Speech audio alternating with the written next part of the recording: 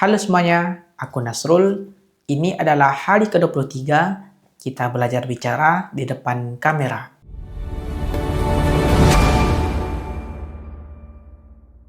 Selamat datang di Koflok Series, perjalanan mencari arti hidup. Buat teman-teman yang baru join, boleh ditonton dulu dari episode 1 supaya pembahasan kita dalam perjalanan ini itu akan nyambung. Dan aku juga mengucapkan terima kasih banyak untuk teman-teman yang sudah mengklik video ini. Jangan lupa tekan tombol subscribe untuk perkembangan channel ini ke depannya.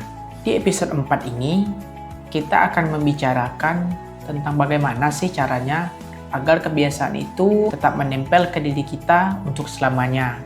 Bukan hanya 1 minggu, bukan hanya 1 bulan, tapi untuk selamanya. Untuk itu, silakan teman-teman tonton videonya sampai habis dan selamat menikmati. Teman-teman sebelumnya udah tahu nggak sih kalau kebanyakan orang yang gagal itu bukan karena mereka malas, akan tetapi itu disebabkan oleh lingkungan yang bertolak belakang dengan keinginan kita.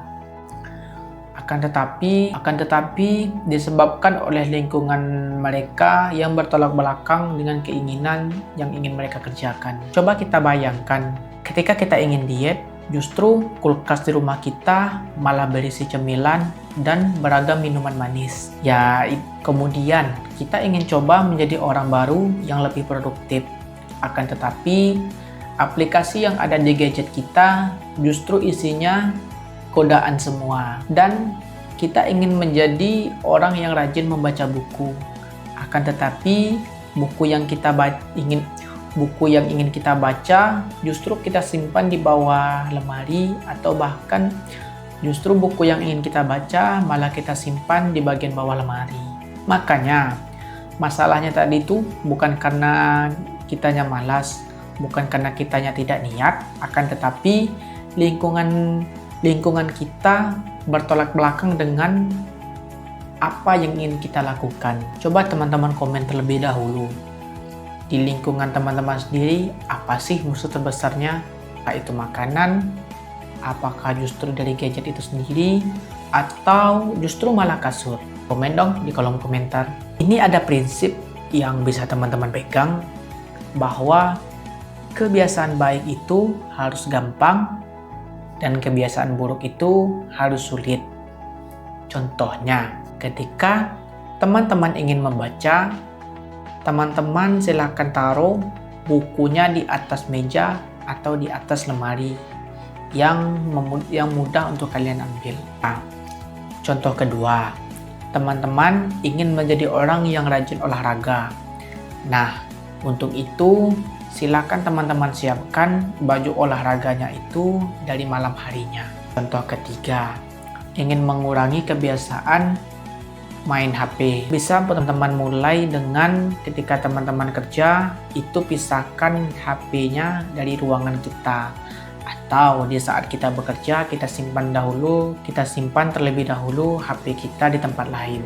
Karena secara logika, ketika aksesnya itu lebih mudah, maka kemungkinan kita untuk mengerjakannya itu jauh lebih besar. Coba sekarang teman-teman perhatikan di sekeliling rumah teman-teman, apa sih yang bisa teman-teman pindahkan atau teman-teman rapikan supaya menjadi kebiasaan baik yang bisa teman-teman lakukan. Penyebab lain dari orang itu gagal karena ketika mereka ingin memulai kebiasaan baru tadi, mereka ingin langsung memulai dari hal yang besar, membayangkan melakukan semuanya itu langsung perfeksionis atau sempurna. Padahal kebiasaan baru itu harusnya dimulai dari hal-hal kecil. Padahal kebiasaan baru tadi itu harus dimulai dari hal-hal kecil terlebih dahulu. Seperti teman-teman yang tadi ingin olahraga, seperti teman-teman tadi yang ingin punya kebiasaan rajin olahraga, itu bisa dimulai dari 5 menit dulu 1 hari.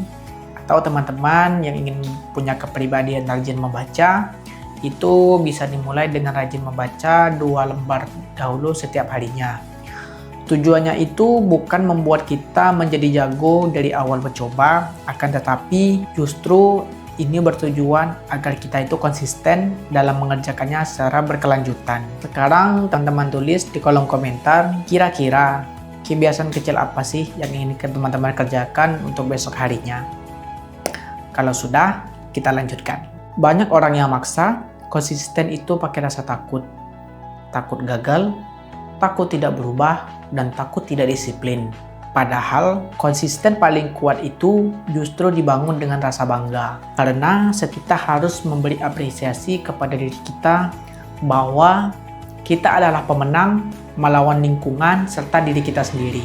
Dan rasa kemenangan tadi itulah yang membuat kita ingin mengulanginya lagi di esok hari dan esok-esoknya. Makanya akan sangat penting rasanya kita memberi penghargaan kepada diri kita. Nanti setelah 1 minggu, coba teman-teman balik lagi ke video ini dan tulis di kolom komentar apa sih kebiasaan yang telah berhasil teman-teman konsisten lakukan dalam 1 minggu ini. Nah, sebelum kita tutup video kali ini dia bagaimana caranya agar kebiasaan kita bisa nempel seumur hidup. Yang pertama, pemicu. Teman-teman boleh bikin pemicu yang paling jelas.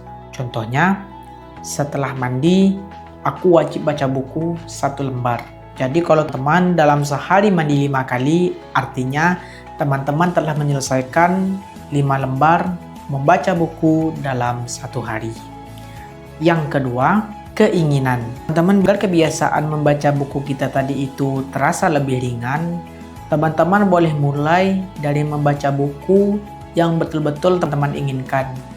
Misalnya, teman-teman suka buku cerita atau dongeng, nah kita bisa mulai dari buku itu terlebih dahulu. Yang ketiga, aksi kecil. Teman-teman memulai dari 2 lembar per hari, kemudian konsisten lanjut ke 3 lembar, 4 lembar, dan seterusnya. Mulai dari yang kecil terlebih dahulu yang teman-teman tidak keberatan untuk melakukannya. Dan yang terakhir, reward atau hadiah kepada diri kita. Artinya apa? Setiap kali kita berhasil melakukan kebiasaan yang ingin kita lakukan, kita ucapkan kepada diri kita berhasil melakukannya. Walaupun di tengah perjuangan melawan kebiasaan buruk yang selama ini menempel kepada diri kita. Kalau 4 poin ini terus teman lakukan setiap harinya, mudah-mudahan kebiasaan atau identitas baru yang teman-teman coba bangun itu tidak akan menempel hanya dalam 1 hari, 1 minggu, atau bahkan 1 bulan. Justru akan menjadi kepribadian baru kita dan identitas baru kita seumur hidupnya. Dan selamat datang menjadi orang baru di hidup kalian. Oke, terima kasih banyak kepada teman-teman yang udah menonton ini sampai habis.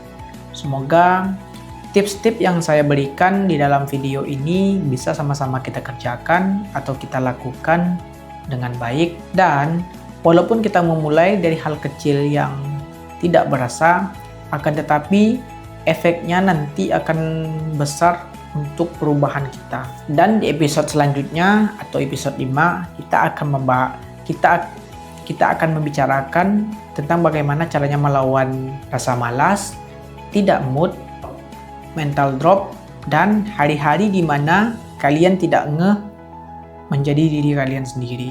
Karena pada realitanya habit itu pasti ada hari jeleknya. Kalau kalian merasa video ini ada manfaatnya, silahkan tekan tombol like. Dan kalau teman-teman masih ingin ikut perjalanan ini hingga habis, silahkan tekan tombol subscribe. Terima kasih untuk teman-teman dimanapun kalian berada. Sehat selalu dan jaga diri kalian. Sampai bertemu lagi dengan aku di episode selanjutnya. Aku Nasrul, sampai bertemu lagi. Dadah!